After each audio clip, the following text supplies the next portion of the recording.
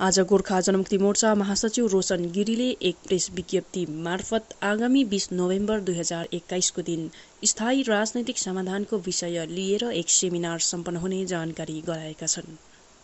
साथै महासचिव रोशन गिरीले आफूहरूको पार्टी गोर्खा जनमुक्ति मोर्चाले स्थायी राजनैतिक समाधानको विषयमा राज्यभित्रको एक व्यवस्था हुनुपर्ने योजना बनाएको थप बताएका छन्।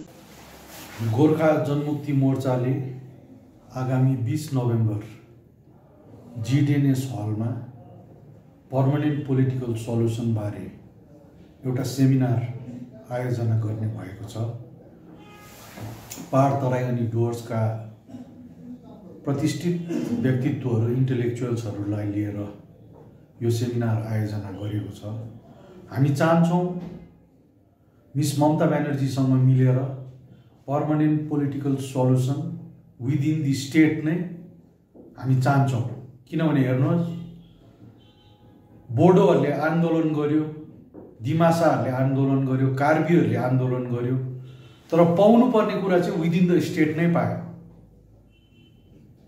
र विदिन द स्टेट नै हामी पर्मानेन्ट पोलिटिकल सल्युसन चाहन्छौँ। मिस ममता ब्यानर्जीसँग मिलेर, वेस्ट बेङ्गाल गभर्मेन्टसँग मिलेर नै हामी पर्मानेन्ट पोलिटिकल सल्युसन चाहन्छौँ। र पर्मानेन्ट पोलिटिकल सल्युसन को ड्राफ्ट बुझाउनुको लागि हामी एउटा सेमिनार आयोजना गरेर सेमिनारमा उहाँहरूको मन्तव्य बुझेर, इन्टेलेक्चुअल्सहरूको मन्तव्य बुझेर समाजका सबै प्रतिनिधिवर्गहरूलाई बोलाएर हामी पर्मानेन्ट पोलिटिकल सल्युसनको ड्राफ्ट हामी तयार गर्न चाहन्छौँ। त्यो स्टेट भित्रैकै व्यवस्था जुन तपाईहरुले भन्नुहुँदैछ नि है, यो चाहिँ कस्तो खालको व्यवस्था सोच्नु भएको छ? यो हैन, हेर्नुहोस्, हामी चाहन्छौँ विदिन द स्टेट। हेर्नुहोस्, हुनु त अब कन्स्टिट्युसनल व्यवस्थाको कुराहरू छ यहाँ, हैन? कन्स्टिट्युसनल व्यवस्था एउटा स्टेटहुडमा हुन्छ, एउटा युनियन टेरिटोरीमा हुन्छ, एउटा 6 शेड्युलमा हुन्छ। 6 शेड्युल जनताले रिजेक्ट गरिसकेको कुरा हो। स्टेट बनाउने कुरा आएन, युनियन टेरिटोरी दिने कुरा आएन। किनभने बोडोहरूले त पाएन, दिमासाहरूले पाएन, कार्बीहरूले पाएन।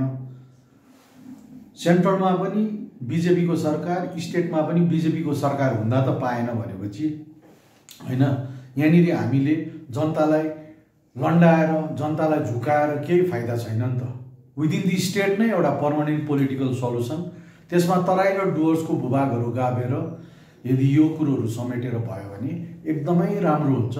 हामी यही कुरा गर्छौँ नि, राज्य स्तरीय तर पाउनुपर्ने यथार्थको कुरा गरौँ न। तपाईहरुले यो पीपीएस को उयसमा चाहिँ गोर्खाल्यान्डको मुद्दालाई राख्नुहुन्छ कि हुन्न? हैन, त्यो त अलरेडी जीटीए को एग्रिमेन्ट हुँदैखेरि अन रेकर्ड छ नि त्यो कुरो, है। तर हामी मिस ममता ब्यानर्जीसँग मिलेर विदिन द स्टेट नै हामी चाहन्छौँ पर्मानेन्ट पोलिटिकल सल्युसन।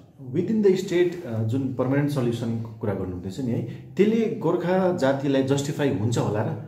हेर्नुहोस्, आज अब बोडोहरूले यत्रो लामो सङ्घर्ष गर्यो, दिमासाहरूले, कार्बीहरूले पाउनु त स्टेटभित्रकै व्यवस्था पायो नि त।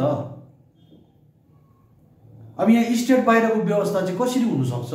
अहिले बिजेपी लेड गभर्मेन्टले अहिले वार्ता बोलायो। त्यो वार्ता बोलाएर पनि स्टेट बाहिरको व्यवस्था त दिने होइन नि त। हामी जनतालाई अन्धकारमा राख्न चाहँदैनौँ।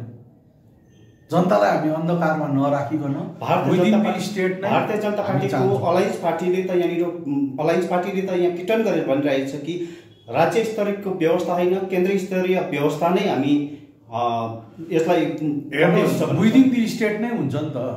केन्द्रको व्यवस्था हो भने विदिन द स्टेट नै हुन्छ नि त। त्यो त गुमराह गर्नु भएन नि त जनतालाई। आज बोडोहरूले बोडोल्यान्ड टेरिटोरियल रिजन 6 शेड्युलमा पायो, दिमासाहरूको, कार्बीहरूको त्यही नै भयो। त्यहाँदेखिको चाहिँ के छ व्यवस्था हो? त्यो पनि त विदिन द स्टेट नै त हो। गोर्खा जनमुक्ति मोर्चा जन्मिएको भनेको 2007 गोर्खाल्यान्ड मुद्दा त्यो मुद्दा छँदैछ हैन। अहिले आएर फेरि पीपीएसमा अड्किनु के कारण? हेर्नुहोस्, पर्मानेन्ट पोलिटिकल सल्युसन केन्द्र सरकारले पनि त्यही भन्दैछ, राज्य सरकारले पनि त्यही भन्दैछ। हामी चाहन्छौँ राज्यसँग मिलेर पर्मानेन्ट पोलिटिकल सल्युसन।